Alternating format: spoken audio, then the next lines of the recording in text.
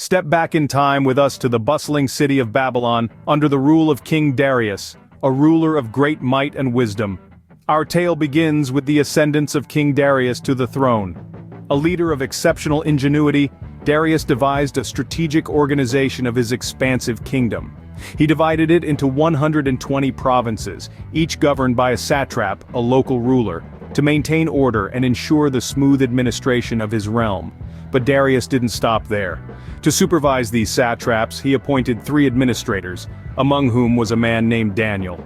Daniel was not like the others. He possessed qualities that set him apart, qualities that did not go unnoticed by King Darius. Daniel's integrity, wisdom, and devotion to his duties were unparalleled, catching the king's attention. Impressed by Daniel's exceptional qualities, King Darius considered a remarkable decision: to place Daniel above all, to set him over the entire kingdom. The plan was daring, unprecedented, a foreigner, a non-Babylonian to rule over all of Babylon. This was a testament to Daniel's extraordinary capabilities and the king's recognition of them. However, as we will see, this decision was not without its consequences. King Darius's high regard for Daniel stirred jealousy and resentment among the other administrators and satraps.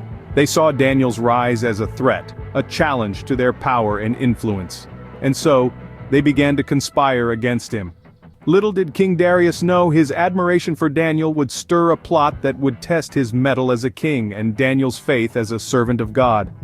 In the corridors of power, envy and malice often lurk. Daniel's rise did not sit well with his peers. This was the stage for a conspiracy that would test the faith of a man and the wisdom of a king. King Darius had appointed 120 satraps to rule over his kingdom, with Daniel being one of the 3 administrators overseeing them. Daniel's exceptional qualities quickly caught the king's eye, and plans were made to put him over the entire kingdom. This sparked jealousy among the other administrators and satraps. They saw Daniel, a man of integrity and unwavering devotion to his God, as a threat to their power. They hatched a plan to bring Daniel down, but there was a problem. Daniel was faultless in his work, his dedication to duty unquestionable. They scrutinized his every move, hoping to find some grounds for charges, but to no avail.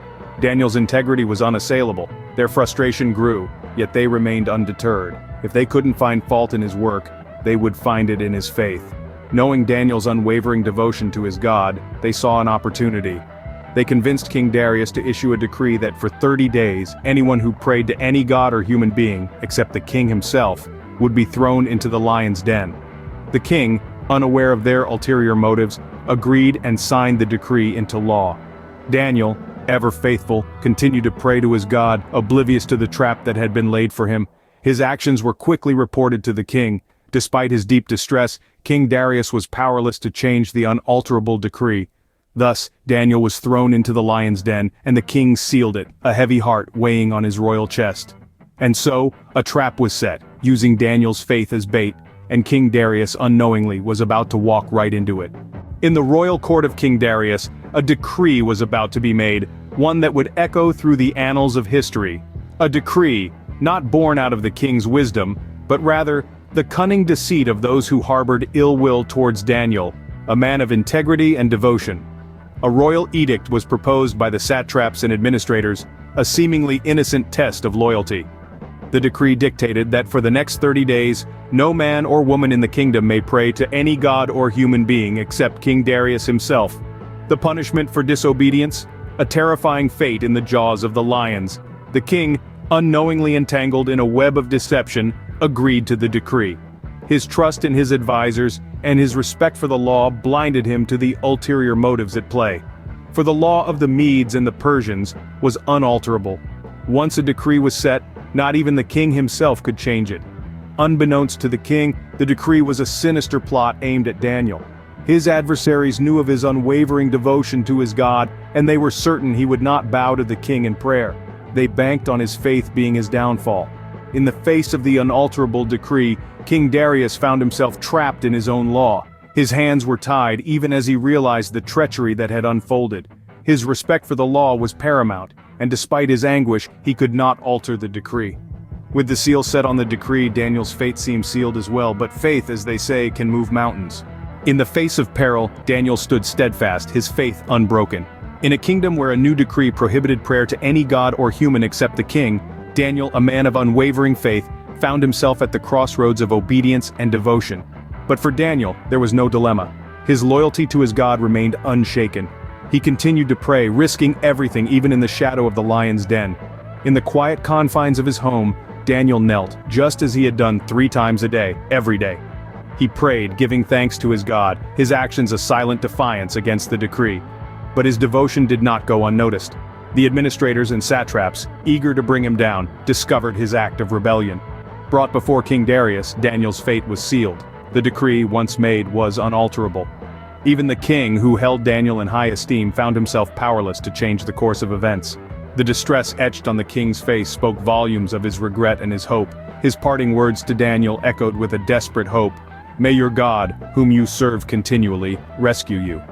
As dusk fell, Daniel was led to the lion's den. The den, a pit of danger and uncertainty, was to be his prison. The crowd watched in silence as Daniel was lowered into the den, his figure disappearing into the shadowy depths.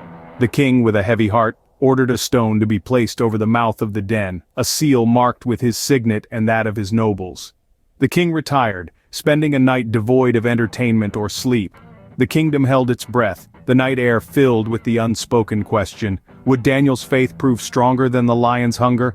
As the stone was rolled over the mouth of the den, sealing Daniel with the lions, a tense night fell over Babylon. With the dawn came a moment of truth, a testament to the power of faith. As the first light of day pierced the dark veil of night, King Darius hurriedly rushed towards the lion's den. His heart pounded like a drum, echoing his fear and anticipation.